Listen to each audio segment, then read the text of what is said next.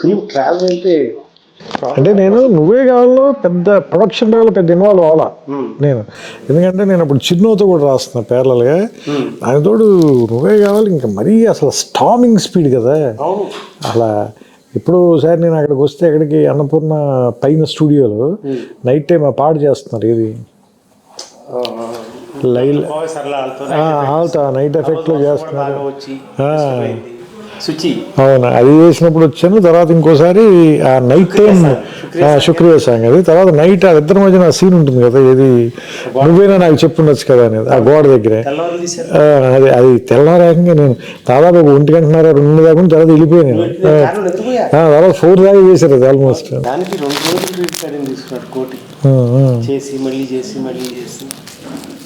నువ్వు వచ్చాక నేను డబ్బింగ్లో ఉన్నాను, రికార్డింగ్లో ఉన్నాను. బాబు నెక్స్ట్ నువ్వు డైరెక్టర్, నెక్స్ట్ అందుకే నేను అన్నిట్లోనే ఉన్నాను. ప్రాబ్లం ఎక్కడ వస్తుందంటే, ఇది వరకటి రోజుల్లో స్క్రిప్ట్ రాసి డైలాగ్ వర్షన్ వినిపించేవాళ్ళు నిర్మాత, లేకపోతే డిపార్ట్మెంట్ అందరూ ఉండి వినేవాళ్ళు. సో నువ్వు రాసిన చదవడం కాదు, నువ్వు చూసింది మేము చూసేవాళ్ళం ఆ ట్రావెల్కి. అది మన పక్క రూమ్, మేము రాసే రూమ్ కాకుండా పక్కన ఇంకో రూమ్ ఉండదు, అందులో కూర్చునేవాళ్ళం సెట్టింగ్. సో అందుకే ఈ సినిమాకి మనం ప్రకాష్ రాజ్ కాకుండా ఎవరిని ఊహించుకోలేకపోయాం. ఆ డిక్షన్తో సహా డైలాగ్ చదివి చెప్పేటప్పుడు ఓకే ఆర్టిస్ట్ మీతో కాదు కానీ ఇతను ఫిక్స్ అయిపోయాడు. సో అందులో 22 సీన్స్ ప్రకాష్ రాజ్ కాకుండా ఎవరిని ఊహించుకోలేదు. అవును, 22 సీన్స్ గుర్తుంది నాకు. నేను అన్నీ ఏంటంటే, నేను సెట్లో ఫస్ట్ మీరు హౌస్ సెట్ వేసిన తర్వాత అప్పుడు వెళ్ళి లొకేషన్ చూసి వచ్చారు, వచ్చి చెప్పారు నాకు అక్కడ హౌస్ అవుట్డోర్లో వేద్దాం అనుకుంటున్నాం అది ఇది అని. ఇది నానక్రామ్ కూడా వేసిన తర్వాత అప్పుడు అదే సెట్లో ప్రకాష్ రాజ్ వచ్చిన ఫస్ట్ డే నేనే కూర్చుని మొత్తం ఆ 22 సీన్స్ నేరేట్ చేస్తుంటే అతను తన హ్యాండ్ రైటింగ్తో రాసుకున్నాడు. అప్పుడు ఇంకా తెలుగు రాదు కానీ కన్నడలో రాసుకున్నాడు ఆయన మొత్తం అన్ని సీన్స్.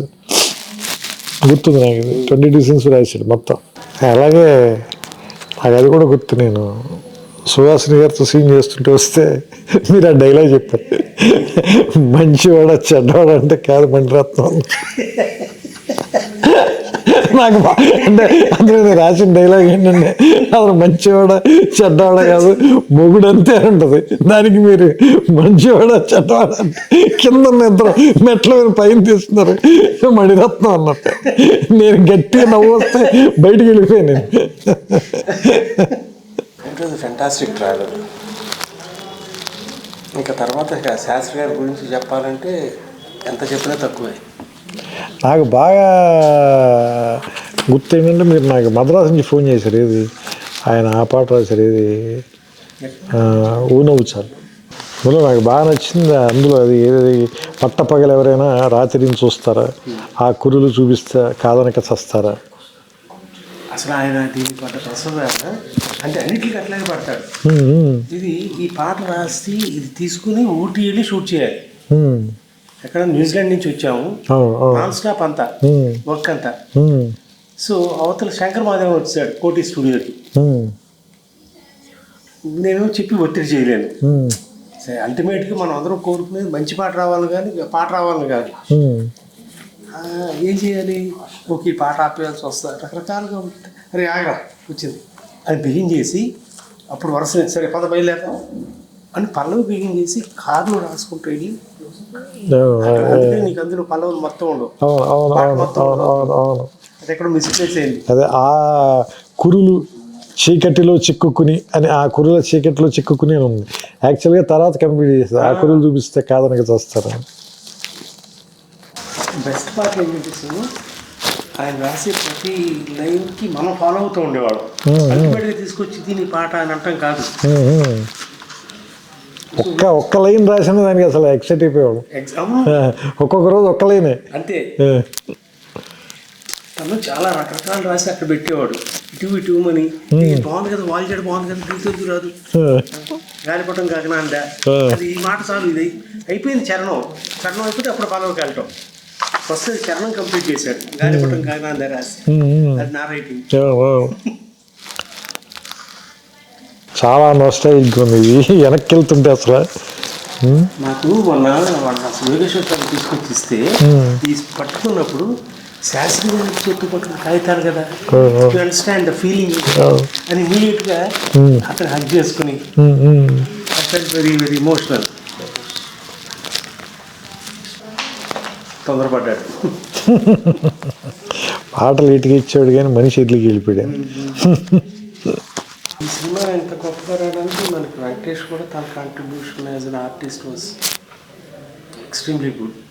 ఆయన అలా ప్రతి సీను ఏమంటారు మీకు గుర్తుంది కదా, మొత్తం డైలాగ్ అయిపోయిన తర్వాత ఫుల్ రీడింగ్ ఇస్తే 2-3 సార్లు రీడింగ్ తీసుకున్నాడు. మళ్ళీ చెప్పి ఇంకోసారి చెప్పి అంత అంటే అంత అంత ఏమంటారు దాని లోపలికి ఆయన ఇంజెక్ట్ చేసేసుకుని చేశాడు. నాకు ఇప్పటికీ గుర్తు ఆఖరి రోజున తను ట్రైన్ ట్రావెల్ సీన్ ఒకటి తీసాను. హైదరాబాద్లో బయలుదేరి నల్గొండ దాకా వెళ్ళి తిరిగి రావటం అంటే ఫస్ట్ సీన్ లాస్ట్కి చేశాడు. అయిపోయింది. వాడు ఆఖరి రోజు పాటు గుమ్మడికాయ కొట్టారు. అప్పుడు అయిపోయింది కిషోర్. అంటే we never realise we shot it in 85 days totally. But all in 85 days చేయడానికి 3 గంటల 14 నిమిషాలు సినిమా ఉంది. ఫైనల్గా 3 గంటలకి తీసుకొచ్చింది. 3 గంటల 9 నిమిషాలు రిలీజ్ చేసాం. బట్ ఇప్పుడు యూట్యూబ్లో ఉంది 3 hours ఉంది కదా, 3 hours 4 minutes ఉంటుందా? అంటే బహుశా సెన్సార్ అవన్నీ ఉన్నాయి అనుకుంటా. సుహాసిని సీన్ గురించి ఎంత కాంట్రవర్సీ ఉండేది రిలీజ్ అయినప్పుడు. ఎందుకంటే ఫ్యాన్స్ వాళ్ళందరికీ ఆ సీన్. మీరు ఒక్కడే భయపడలా, నేను భయపడి అసలు నేను ఎలాగోలా కట్ చేసేద్దాం ఏదండి ఏం కాదు నువ్వు ఈ వారం రోజులు వదిలే చెప్తాను నువ్వు అన్నారు. లేదు నాకు అది ఏమంటుందని నైట్స్ నాకు ఫోన్ చేశారు మీరు రాత్రి 11ంటికి 11:30కి. నేను రూమ్లో ఉంటే అప్పుడు ల్యాండ్లైన్ కదా, ల్యాండ్లైన్ ఫోన్ చేసి ఈ సీన్ చదువుతున్నాను, ఈ డైలాగ్ చాలా బాగా రాశాను, అది చాలా ఫీల్ అయి చెప్పారు నాకు. ఇప్పుడు కూడా నువ్వు మంచి డైలాగ్ రాసినా అట్లాగే చెప్పేవాడు. గుండెలో అన్నమాట, కళంలో చూడాలి కావాలి. తర్వాత అమ్మ ఒక అంజలి మంచి మాట వచ్చింది, మంచి డైలాగ్ వచ్చింది చెప్పడం. Travel was different. అవి ఇప్పుడు అసలు చాలా ఫేమస్ లైన్స్ అయిపోయాయి. అప్పుడు మనం మాత్రం ఎంజాయ్ చేసిన లైన్స్. చూస్తా 4 అయిపోయింది. 24 సార్ 25 సెప్టెంబర్ 6కి. ఇది 25వ సంవత్సరం సెలవు. ఇది చాలా మందికి స్ట్రెస్ బస్టర్ సార్ ఈ సినిమా. ఎగ్జాక్ట్లీ. ఫస్ట్ ఈ సినిమా మనం ఒక ప్రివ్యూ రామనాయుడులో వేసాం సార్. నాయుడు గారి ఫ్యామిలీ అందరికీ వేసాం. మీరు, నేను, భాస్కర్ గారు కూడా. సినిమా అయిన వెంటనే బయటకు వచ్చి వెంకటేష్ గారి వైఫ్ చెప్పారు అన్నమాట, ఏమని నెక్స్ట్ జనరేషన్స్కి ఇది వరకంటే ఇప్పుడు మనం అంత గుండమ్మ కదా మిస్ అమ్మ ఎలాగే మనం మళ్ళీ రీవిజిట్ చేసి మనకి ఎప్పుడు మనసు బాగోపోయిన ఎలా చూస్తామో అలాగా డౌన్ ది లేన్ ఒక 15-20 years తర్వాత ఈ సినిమాని మళ్ళీ రీవిజిట్ చేసి చూస్తారు అందరూ ఈ సినిమా గురించి అని ఆవిడ ఆ మాట చెప్తే నేను అంటే జెన్యూన్ చెప్పి నేను నమ్మలేదు. ఎందుకంటే నేను అంత దూరం నేను చూడలేదు. అందుడు మనమే రాసి ఉన్నాం కూడా కదా, అది మనకి తెలియదు కదా అది. సో అది ఆవిడ చెప్పింది ఇప్పుడు అందరు చెప్తుంటే నేను చాలాసార్లు ఆవిడ తెలుసుకుంటాను. నాకు ఇది 4K చేసిన తర్వాత ఆ థియేటర్కి వెళ్ళి లేకపోతే క్యూర్కి వెళ్ళి వాళ్ళు ఎవరితో నువ్వు నచ్చావు నిర్మాత అంటే ఇప్పుడు కూడా గౌరవంగా చూస్తాను. నన్ను వచ్చి సార్ మీ సినిమా ఎన్నిసార్లు చూసాము, స్ట్రెస్ బస్టర్ సార్, ఇప్పుడు కోరుకుంటూ ఇదే చూస్తాం. నన్ను ఎవరో 9 సంవత్సరాలు పిల్లాడు వాడు తాతగారు ఫోన్ చేయించాడు. వాడు కథ ఏం అర్థం అవుతుందండి అన్నా నేను.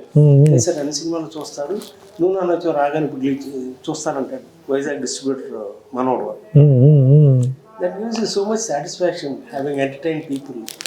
అందరూ ఒకసారి కథ సాంగ్ పాపం ఎంత ఇబ్బంది పెట్టారు శాస్త్రి గారు. కానీ దారుణం సార్ 10 days తర్వాత ఫస్ట్ రాసిన వెర్షన్ నేను చదివి వినిపిస్తే చాలా బాగుందని తెగ తిట్టాడు మన ఇద్దరిని.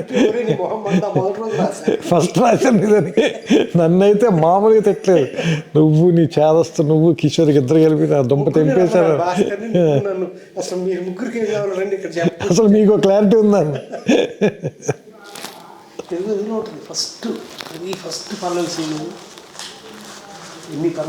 నాకు గుర్తుంది ఫస్ట్ పల్లవి ఏది ఉంటుంది ఒక్కసారి చెప్పలేవా?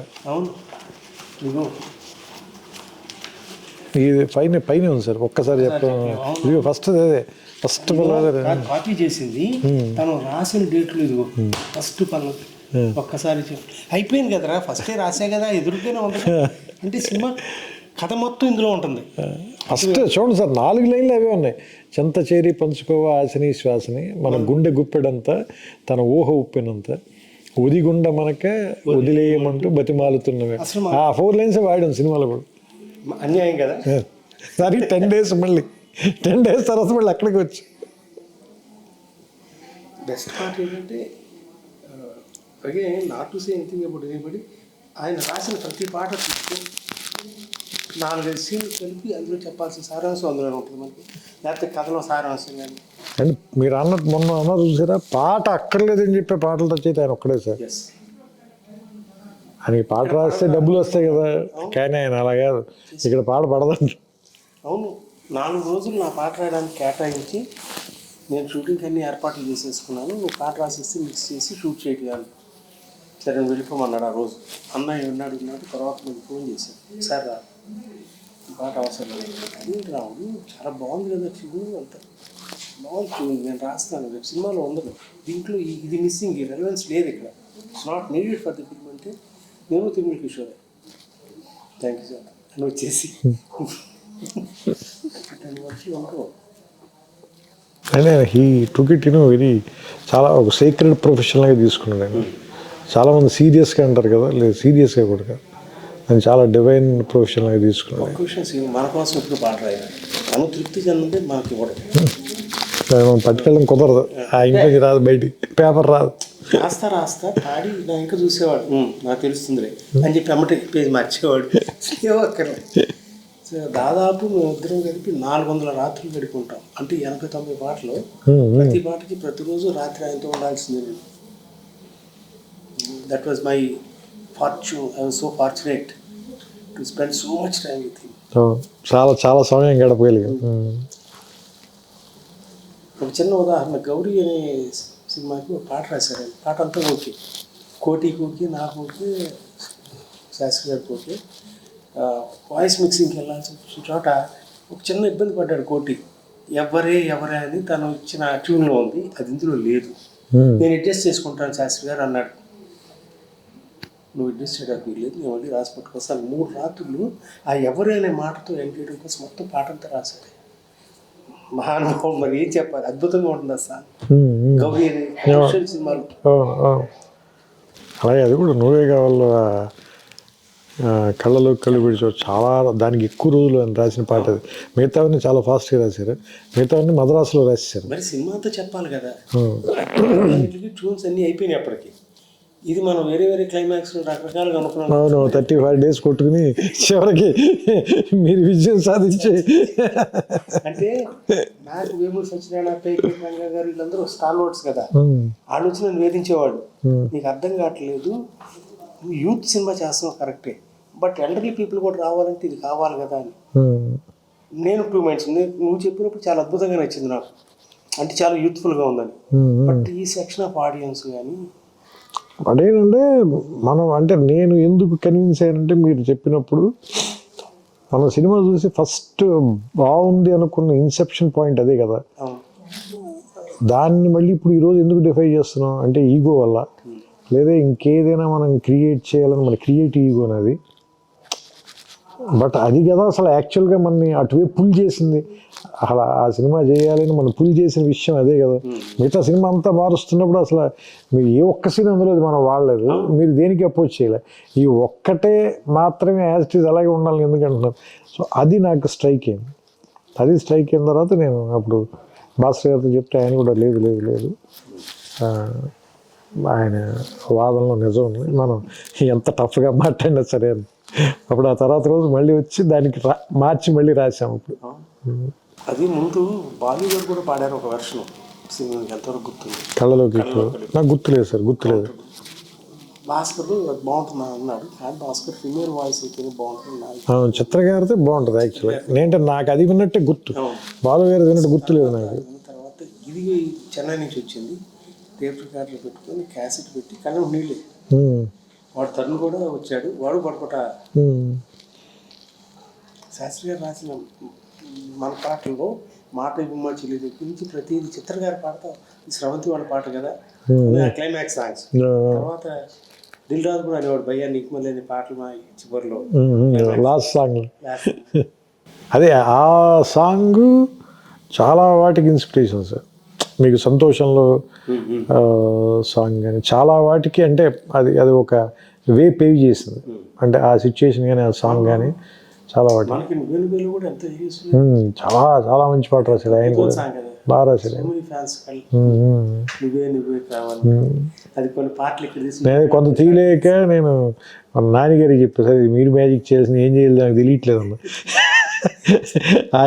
ఆయన రాసినంత బాగా తీయలేదు, నాకు అర్థమవుతుంది అది, మీరు కొంచెం పని చేయాలి దీంట్లో అంటే, సార్ నాకు వదిలిపెట్టండి అన్నాడు. అదే ఎక్కువ రోజులు ఎడిట్ చేశాడు ఆయన ఆ సాంగ్. అంటే స్రవంత్ అంటే పాటలు కదా బేసిక్గా, అది సినిమా అది యాక్చువల్గా.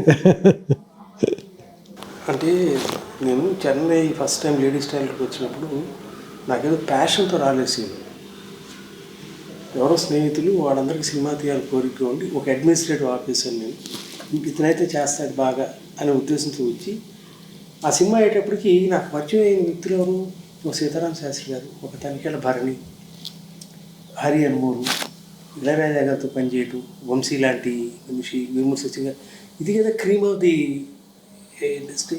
అంటే ఒక్కొక్క క్రాఫ్ట్లో ది బెస్ట్ పీపుల్తో అసోసియేట్ అయ్యి ట్రావెల్ చేసే అవకాశం, దీన్ని విడిచిపెట్టి ఎట్లా వెళ్తాను నేను? So I was so fortunate, I started following in love with the cinema. ఇంక అప్పటి నుంచి ఇక ఇందాక నువ్వు వస్తున్నావు వెయిట్ చేస్తా, నువ్వే కావాలతో నా అప్పులు తీర్చుకున్నాను, నువ్వు నాకు నచ్చావుతో ఇదిగో ఇక్కడ నివాసం ప్లస్ కానీ దానికి చాలా డబ్బు వచ్చింది, దాచుకుంటే 100 కోట్లు అయ్యేదేమో, కానీ ఇంకో సినిమా తీయడానికి డబ్బులు ఉంటే చాలా మనస్తత్వంతోనే చేశాను నేను, నో రిగ్రెట్స్. సో మనకి నిజంగా మనకేం తెలుస్తుంది ఆ టైంకి, అది ఫ్లో అవ్వాలంతే. మనం ఒక మీడియం సార్ అంతే, నాకు అదే అనిపిస్తుంది. అంటే ఏదో హ్యూమిలిటీతో ఏదో చెప్పడం కాదు, కానీ ఆ క్షణం వరకు మనకి నిజంగా ఏం తెలుసు. నువ్వు నచ్చావు ఎగ్జాక్ట్గా చెప్పాలంటే ఒక 1 month పాటు చాలా ప్రెషర్లో ఉన్నాను సార్. ఎందుకంటే టేక్ ఆఫ్ ముందు అసలు ఎలాంటి కథ చేయాలి అనే దానికి నేను మిమ్మల్ని విజయభాస్కర్ గారిని ఇద్దరిని రెచ్చగొట్టేశాను. నేను వెంకటేష్ గారికి కథ చేసేస్తున్నానని చెప్పేశాను మీ ఇద్దరికి. సరే మీరు మీ అనుభవం కొద్దీ పెద్ద ఎక్కువ ఆవేశపడకుండా సర్లేసి ఎక్కువ ప్రెషర్ ఫీల్ అవ్వడానికి take your time and do it, let us see ఎలా జరిగితే ఎలా జరుగుతుంది అన్నట్టు చెప్పారు మీరు. ఎందుకంటే మీరు అసలు ఒక్కసారి కూడా ఫోన్ చేసి ఎంతవరకు వచ్చిందని అడగల, ఎందుకంటే మీకు తెలుసు అడిగితే ఇంకా ప్రెషర్ ఫీల్ అయిపోతాడని. ఒక 30 days కూర్చున్నాను నేను భాస్కర్ గారు. రోజు రావటం, ఆయన ఇంట్లో కూర్చోవటం, లేదంటే నా రూమ్లో కూర్చోవటం, లేదంటే స్రవంతి ఆఫీస్కి రావటం, కొమ్మని తింటాం, వెళ్ళి పడుకోవటం తప్ప అసలు ఏమి, అసలు ఒక 20 days 30 days అయితే ఏమీ రాలేదు sir. Nothing was in my mind. ఒకరోజు సడన్గా నాకు కళ అనుకోవచ్చు సార్, అది మీరు కళ లాంటిది నిద్రపోతుంటే వచ్చిందో ఏంటో అలాంటి ఫీలింగ్. ఏంటంటే ఒక కాలనీలో ఒక అమ్మాయి తాలూకు ఎంగేజ్మెంట్ జరుగుతుంది, ఫస్ట్ చెప్పింది గుర్తుందో లేదో, ఎంగేజ్మెంట్ జరుగుతుంది. అదే కాలనీలో వాళ్ళ ఇంటి ఎదుర్కొన్న ఇంట్లో అద్దెకి దిగారు ఎవరు, హీరో వాళ్ళ ఫాదర్ వాళ్ళు. వాళ్ళ మదర్ లేదు కాబట్టి రేపు పంపించడానికి పాలు కావాలి, వెళ్ళి వాళ్ళ ఇంటికి వెళ్ళి తీసుకురా అంటే వాళ్ళ ఇంటికి వచ్చినప్పుడు ఆ అమ్మాయి వాళ్ళ ఇంట్లో ఎంగేజ్మెంట్ జరుగుతుంది, ఆ అమ్మాయికి అనే విషయం మీకు తెలుస్తుంది. అక్కడ వాళ్ళిద్దరు మొట్టమొదటి పరిచయం, అక్కడి నుంచి లవ్ స్టోరీ స్టార్ట్ చేద్దాం సార్. ఎందుకంటే ఎవరైనా ఇప్పటిదాకా ప్రీ క్లైమాక్స్లో కదా హీరో హీరోయిన్కి వేరే వాళ్ళతో ఎవరితో ఎంగేజ్మెంట్ అవడం. Suppose if it is the Inception point వేస్తే అంటే అప్పుడు మీరు అన్నది కూడా నాకు చాలా కష్టం కదా, మరి మిగతా సినిమా అంతా ఎలా నడుపుతుంది, పైన ఎట్లా నడుపుతుంది దీని మీద, అది నీకు ఎక్కడ ఇబ్బంది అనిపించుకున్నాను నడపాలి. ఏదో ఒకటి అంటే వైల్డ్గా కథ చెప్పేయటం కూడా కాదు కదా మన ఉద్దేశం. So it has to be under the society నార్మ్స్లో ఉంటూ ఎట్లా చేయగలవు నువ్వు అంటే then it started flowing sir. Next 10-15 రోజులు మొత్తం సినిమా ఫస్ట్ ఐడియా స్ట్రైక్ అవ్వగానే అన్నీ మారిపోయాయి. అసలు వాళ్ళ కాలనీలో దిగటం అనేది లేదు, వీళ్ళ ఫాదర్ ఫ్రెండ్స్ అని అదొకటే ఉంది, మిగతావన్నీ మారిపోయి. అది నిజంగా కత్తిమీద సాంగ్ మన భాస్కర్ మాట్లాడుతుంటే ఒక క్లిప్ చూసాను, ప్రతి ఎక్స్ప్రెషన్ తీసుకోవడం దగ్గర ఇట్ వాజ్ నైఫ్ ఎడ్జ్. ఎక్కడ దాటాలి నువ్వు రాయటం, తను ప్రజెంట్ చేయటం కానీ యాక్టివిటీ పెర్ఫార్మెన్స్, అది అసలు మనం అంటే అంత ఫాస్ట్గా కంప్లీట్ అవుతుంది అనేది నేను ఊహించలేదు. స్ట్రైక్ అయ్యి అప్పుడు నాకు భయం వచ్చేసింది, ఏంటంటే మనం అనవసరంగా ఇది కమిట్ అయినట్టున్నాం మనం. నేను చెప్తాను, నాకు October 13న నువ్వే కావాలి రిలీజ్ అయింది. సో ఆ జోష్లో వాటిలో నువ్వు భీమవరం వెళ్ళటం లేకపోతే నేను అక్కడెక్కడ పార్టీలు చేసుకోవటం అయిపోయి నవంబర్లో ఎప్పుడు మరి సినిమా స్టార్ట్ చేసేద్దామా ఇప్పుడు ఫిబ్రవరిలో మనం సినిమా షూటింగ్ స్టార్ట్ చేసాం. నువ్వే కావాలి 100 days అప్పుడు నేను భాస్కర్కి వెళ్ళాము, చెన్నై రికార్డింగ్లో ఉన్నాం, పియానో సాంగ్ రికార్డింగ్. అలా ఆశాసేని క్యారెక్టర్ రావడానికి ఒరే గుర్తుంది మీకు, వెంకటేష్ గారికి మొత్తం కథ చెప్పిన తర్వాత ఆయన కథ అంతా బాగుంది, నాకు ఏ చేంజ్ లేవు, కానీ ఒకే ఒకటి అడుగుతాను నేను, సినిమా మొత్తం ఒకే ప్లేస్లో అయిపోతుంది, కొంచెం ఏమైనా బయటికి తీసుకెళ్ళే ఛాన్స్ ఉందా, అలా అని ఈ కథ తాలూకు ఎసెన్స్ పోకూడదు, నువ్వేమైనా ఆ విషయంలో ఆలోచించంటే అప్పుడు ఇమీడియట్గా అది ఊటీ వెళ్తే ఎలా ఉంటుంది, ఊటీ వెళ్ళాలంటే అసలు ఆ అమ్మాయిని ఫస్ట్ ఇంట్రడ్యూస్ చేస్తే బెటర్ కదా, సో అలా ఫస్ట్ హాఫ్ జస్ట్ ఇంట్రడ్యూస్ చేయొద్దు, ఓ సాంగ్ ఉంటే బెటర్ కదా, సో అలా ఆ సాంగ్ వచ్చింది. సో దానివల్ల 2 సాంగ్లు వచ్చాయి, సెకండ్ హాఫ్లో బోనం ఉత్సవాలు వచ్చింది, ఫస్ట్ హాఫ్లోనేమో ప్రియతమ పాట వచ్చింది. అంటే భాస్కర్ గారికి ఏమో 6 పాటలు ఉండాల్సింది, అవును వాళ్ళిద్దరు ఆర్మీ కనెక్షన్ కదా, శాస్త్రి గారు కూడా అదేనా ఇది భువన్ చంద్ర పాట అయ్యాది. ప్రీతమ అని రాసినట్టున్నారు కదా, భువన్ చంద్ర గారు రాసినట్టున్నారు ప్రీతమ పాట పియానో సాంగ్. కోటి కూడా ఏ మాట ఎక్స్ట్రాడినరీ.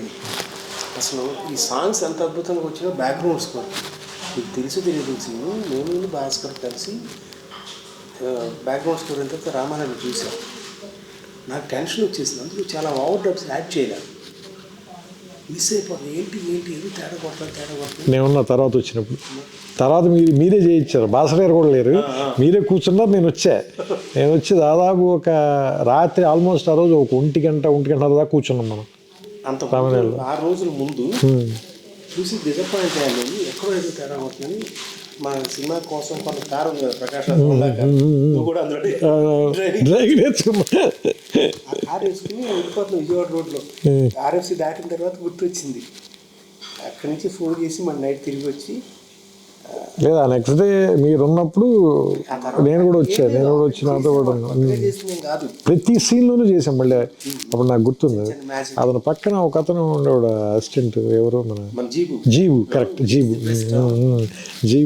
జీబు ఉండేవాడు. ఆయన దాదాపుగా ఆయన కన్సోల్ కూడా వదిలేసి బయటికి వెళ్ళి హీ మేడ్ ఇట్ హ్యాపెన్. కోటి గారు ప్రాణం పెట్టాడు అంటాడు భయ్యా మనం చేసినప్పుడు లైఫ్ అంటే మ్యూజికల్గా. అందులో నాకు ఆయన ఎంత పెద్ద టెక్నీషియన్ అనేది నాకు స్పృహ లేని వయసు కదా, ఐ వాజ్ టూ యంగ్ కదా సార్, 25 నువ్వే కావాలి అప్పుడు సార్ నువ్వు నానొచ్చేప్పుడు ఇప్పుడు 25-26 కదా నేను. సో అందుకని నేను చాలా మామూలుగా అగ్రెసివ్గా నా ఒపీనియన్ అని చెప్పేవాడిని. మీరు సీన్ అంటే అలా కోటి గారు అపార్ట్మెంట్లో కూర్చోగా చెబితే పాప ఆయన నా రూమ్ దగ్గరే కదా సార్, నేను రూమ్ నుంచి వచ్చేవాడిని. బట్ ఆయన చాలా స్పోర్టివ్గా తీసుకునేవారు, అంటే కుర్రాళ్ళు ఏదో ఒకటి మాట్లాడుతుంది.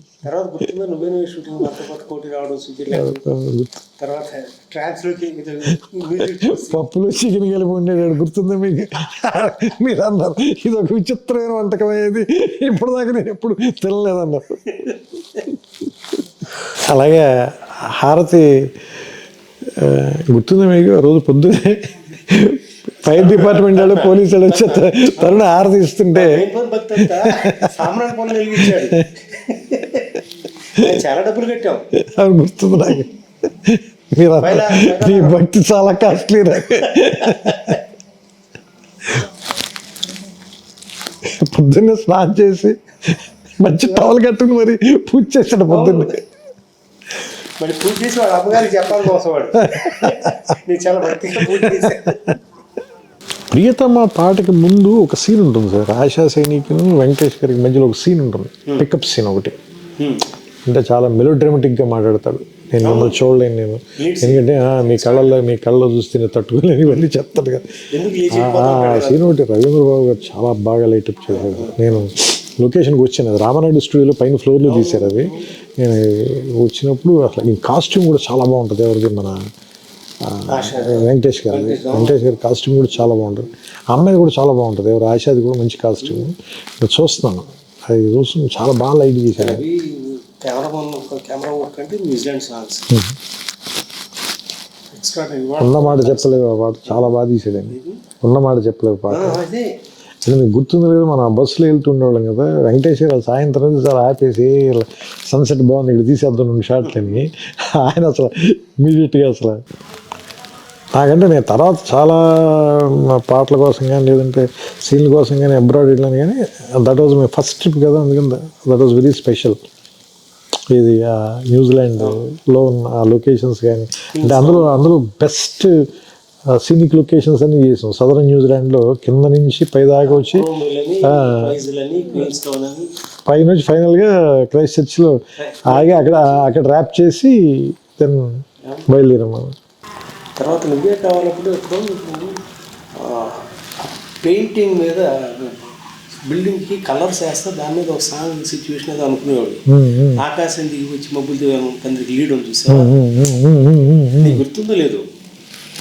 నువ్వే కావాలప్పుడే ఎప్పుడు మాతో స్క్రిప్ట్ చెప్తాను, you had that in mind. Correct, paint colours వేస్తారు మ్యారేజ్కి ముందు, ఇప్పుడు ఇంటికి కలర్స్ వేస్తారు కదా, దానిపైన అనుకున్నాను. దాంట్లో నుంచే ఆకాశం దిగి వచ్చి మబ్బులతో మన పందిరి అట్లా. శాస్త్రి గారు దానికి ఎన్ని రోజులు రాశారు తెలుసా పాట? గుర్తుంది, 8 రోజులు రాశారు. నేను ఆ పాటకి ఫుల్ ఫ్లెడ్జ్డ్గా ఉన్నా పూర్తిగా. అంటే నువ్వు నా నచ్చాలి అన్ని పాటలు కూర్చున్నా నేను, ఎక్సెప్ట్ ఓ నవ్వు చాలా పాట ఒకటే తప్ప. ఎందుకంటే దానికి నేను హైదరాబాద్లో ఉన్నాను, మీరు అక్కడ ఉన్నారు కాబట్టి. బట్ మిగతా పాటలన్నిటికీ నేను అన్ని పాటలకి నేను ఉన్నా ఆయనతో పాటు. I was there sitting with him night time. ఎందుకంటే భాస్కర్ గారు 9:30 తర్వాత నుంచి పడుకునేవారు కదా. అందుకని ఈయన ఏదో లైన్ చెప్తే బాగుందన్న అంటే, భాస్కర్ నీకు వెళ్ళండి భాస్కర్ అంత ఎర్రగా అయిపోయి వెళ్ళి పడుకునేవాడు. చెరొక 3 సిగరెట్ ప్యాకెట్లు ఉండేది. ఎంత దారుణం చూడు పాపం ఆయన.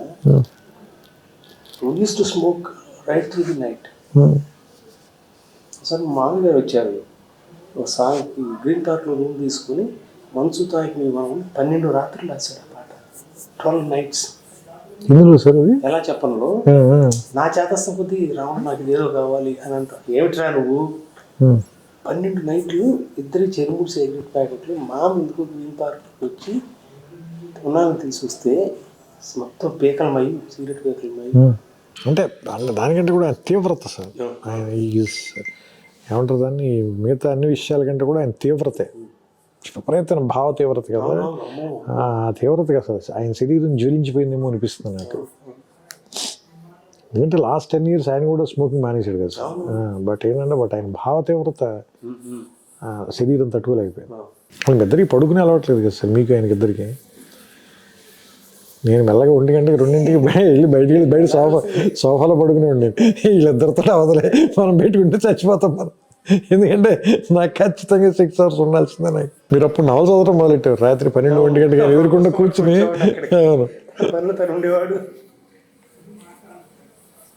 ఎవరైనా భీమా మనకి కిందకి వెళ్ళి టీలు తీసుకొస్తున్నాడు. నేను ఆ పెంట్ హౌస్ బయట కూర్చున్న రాత్రులు, those are the best days, అంటే బెస్ట్ నైట్స్. దాని రిజల్ట్ కదా ఇవాళ కూడా వెంకటేష్ గారి వైఫ్ సినిమా చూసి ఎంతకాలం గుర్తుపెట్టుకున్న సినిమా ఇవాళ ఎవరిని అడిగినా కానీ ఎవరితో మాట్లాడినా అది స్ట్రెస్ బస్టర్ అండి.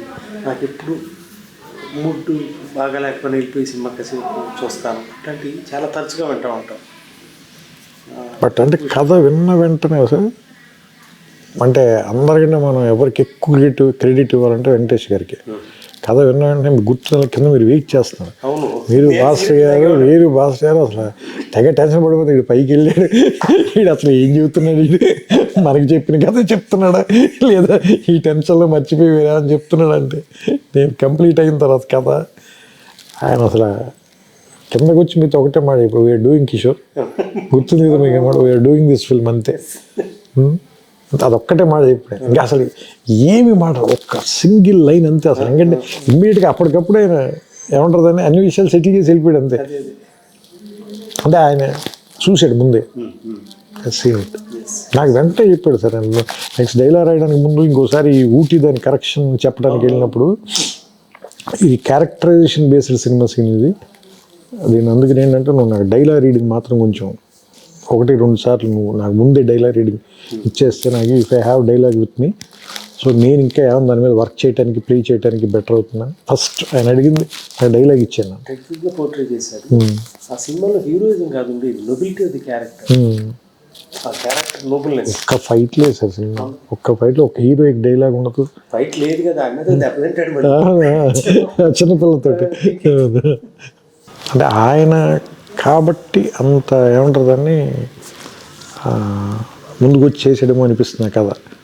సో ఒక్కోసారి అది మనకి అసలు ఆ థాట్ రావడం ఆయనకే చెప్పాలనిపించటం. ఎంతమంది దాన్ని అంత జడ్జ్ చేయగలుగుతారు, అట్లా చూడగలగాలి మొత్తం. అంటే అందులో ఏం ట్విస్ట్ ఉండదు సార్, ఏది అసలు ఏ రకమైనటువంటి కమర్షియల్ ఎలిమెంట్ ఉండదు. చాలా అసలు ఒక రకంగా చెప్పండి చాలా ఫ్లాట్గా అనిపిస్తుంది వింటున్నప్పుడు. ఎందుకంటే చెప్తున్నప్పుడు మనకి పాటలు గట్రా ఏం ఉండవు కదా సార్, మన దగ్గర మ్యూజిక్ కూడా ఉండదు. But he has seen the film అనిపిస్తుంది నాకు. బ్రహ్మానందం గారు ఆ బ్రహ్మానందం గారు ట్రాక్ రాయటానికి ఒకటి ఎక్కువ ప్రెషర్ ఫీల్ అయ్యాను సార్. ఎందుకంటే చాలా అంటే నేను ఫస్ట్ టైం బ్రహ్మానందం గారికి రాయటం అదే. అంటే అప్పటిదాకా నేను రాసిన స్వయంవరంలో కానీ బ్రహ్మానందం గారు లేరు, నువ్వే కావాలో లేరు, చిన్నవతలో ఉన్నారు కానీ చాలా చిన్న పోర్షన్ ఉంటారు, పెద్ద ఎక్కువ సీన్స్ ఉండవు, 2-3 సీన్సే. ఈ సినిమాలో చాలా ఇంపార్టెంట్ ట్రాక్, దాంతో చివరిలో క్లైమాక్స్ దగ్గర ట్విస్ట్కి హెల్ప్ అవుతాడు.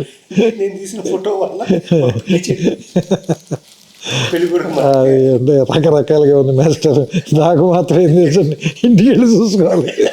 సో ఇలాంటివి అంటే బికాజ్ సార్ భాస్కర్ గారికి కూడా చాలా సెన్స్ ఆఫ్ హ్యూమర్ కాబట్టి నేను రాయగలిగానేమో అనిపిస్తుంది. ఎందుకంటే కొన్ని చాలా సింపుల్గా చాలా ఫ్లాట్గా ఉంటాయి పేపర్ మీద రాసినప్పుడు. బట్ ఆయనకున్న సెన్స్ ఆఫ్ హ్యూమర్ చాలా very high level sense of humour ఆయన. మీరు స్క్రిప్ట్ రైటింగ్ అయిపోయింది కాదు, అక్కడి నుంచి ఒక 25-30 days రిహార్స్ చేసుకునేవారు.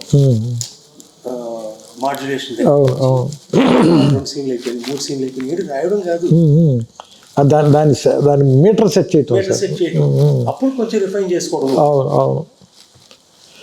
అంటే ఆయనకి ఆ హ్యూమర్ ఆయనలో లేకపోతే సార్ నేను అంటే ఇంకోళ్ళకి చెప్తే ఇప్పుడు అవతల వాళ్ళకి వాళ్ళు నో చెప్పారు అనుకోండి సార్, లేదంటే వాళ్ళు అర్థం చేసుకోలేదు అనుకోండి సార్, అది మీ దాకా కూడా రాదు, ఆ రూమ్లోనే అయిపోతుంది scene. You will never know అలాంటిది సీన్ వచ్చిందని మీకు తెలియదు.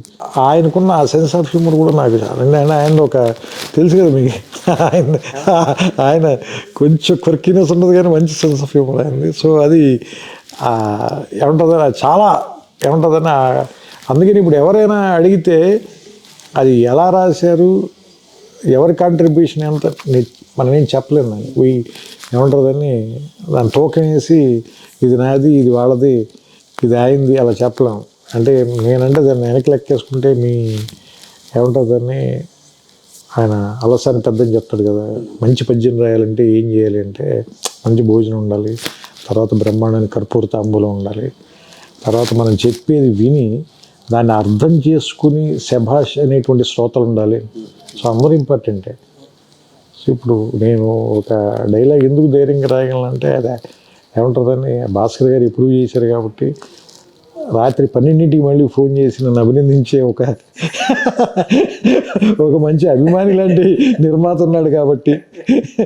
సో అంటే ఇవన్నీ అండి. అలాగే నేను కథ చెప్పిన వెంటనే దాన్ని లేదు ఖచ్చితంగా ఈ సినిమా చేసి తీరాల్సిందని హీరో ఉన్నాడు కాబట్టి ఇలా ఇంతమంది ఉన్నారు కాబట్టి అది జరిగింది సార్. లేదంటే నా ఊహలో మిగిలిపోయి ఉండొచ్చు, లేదంటే మీ ఆఫీసులో గదిలో అయిపోయి ఉండొచ్చు. మనకి సినిమా మీద ఎంత నమ్ముతారు అంటే కచ్చే బుద్ధి కదా ఒక కథ. ఇది కూడా మీకు గుర్తుండేది ఒక సీన్, మధ్యపల్లి దగ్గర ఇద్దరు మాట్లాడుకుంటారు, వర్మ సుహాస్ని. అతను ఎప్పుడున్నా ఎవరన్నా ప్రేమించేవారు, అతను అవతల పక్కన సిగరెట్ తాగుతూ ఉంటాడు. అది ఎడిటింగ్ లో తీసేద్దాం అనేది మీ అభిప్రాయం? అంటే నేను కొంచెం మరి ఎట్టి పరిస్థితి ఇది అంటే అది రివర్స్ సార్. అది మీకు తెలుసు, సామాన్యంగా ప్రొడ్యూసర్ తీసేయమంటాడు, ఇన్సెక్యూరిటీ ఫీల్ అయ్యి లాగుతోంది తీసేయండి బాబు అంటే మేము రివర్స్ పోరాడాలి, లేదండి చాలా బాగుండదు. ఇక్కడ ఇది పూర్తిగా రివర్స్ అంటే మేము తీసేద్దాం అంటే లేదు లేదు. మీకు గుర్తు లేదు, నేను భీమవరం నుంచి ఫోన్ చేశాను మీకు. నేను సంతాప సభలో ఉన్నోళ్ళ ఉన్న నా పరిస్థితి ఆల్రెడీ భీమవరంలో. ఎందుకంటే ఎవరు నేను సినిమా చూశాను సార్, సినిమా చూసి బయటకు వచ్చి నేను కూడా సార్ చాలా గొప్పలాగా నేను ఎవరిని అడగకూడదు అని అడుగుతాను. బయట ఎవడో కనిపిస్తే నేను అడిగాను, అడిగితే వాడిని 2-3 వారాలని అన్నాడు. నా పరిస్థితి అర్థం చేసుకోండి సార్. నేను ఇంటికి వెళ్ళి జెన్యూన్గా చెప్తాను సార్, మా అమ్మలో తలకి పెట్టి పడుకున్నాను నేను. షోక్ కాదు, మా అమ్మ ఊళ్ళో తలగా పెట్టి పడుకున్నా. నేను సినిమాలకి పనికిరానేమో, ఏదో ఫ్లూక్గా రాసి ఉంటాను 2 సినిమాలు, నువ్వు చెప్పినట్టే నేను తప్పు చేశాను, లెక్చరర్ ఉద్యోగం చేసుకుని ఉంటే బాగుంటుండేది అంటే పాప మా అమ్మకి అర్థం కాలేదు. కొంచెం బెంబీలు ఎత్తిపోయింది ఆవిడ, ఏంటి వీడేంటి ఇలాంటివన్నీ మాట్లాడుతున్నాడని. ఎక్కి మీరు ఫోన్ చేశారు, అప్పుడు ఫోన్ చేసి నువ్వు హైదరాబాద్ రా చెప్తాను, నువ్వు ఎందుకు కంగారు పడుతున్నావు అంటే వచ్చిన తర్వాత నన్ను మీరు కార్లో చూపిస్తాను నీకు నన్ను తీసుకెళ్ళారు. మీరు శాంతి థియేటర్కి 10 మంది ఉన్నారు సార్ అక్కడ. నాకు మీరు నమ్మరు అసలు, మొత్తం చెమట్లు పట్టేసి ఒళ్ళంతా తడిసిపోయింది. ఏంటి 10 మంది ఉన్నారు, కంగారు పడగా చూడు అని. ఇద్దరం కార్లో కూర్చొని చూస్తున్నాం సరే, 8 మంది టికెట్లు తీసుకోగానే కౌంటర్ మూసేశారు. 10 టికెట్లు 15 టికెట్లు కదా, 8 మంది మూసేశారు.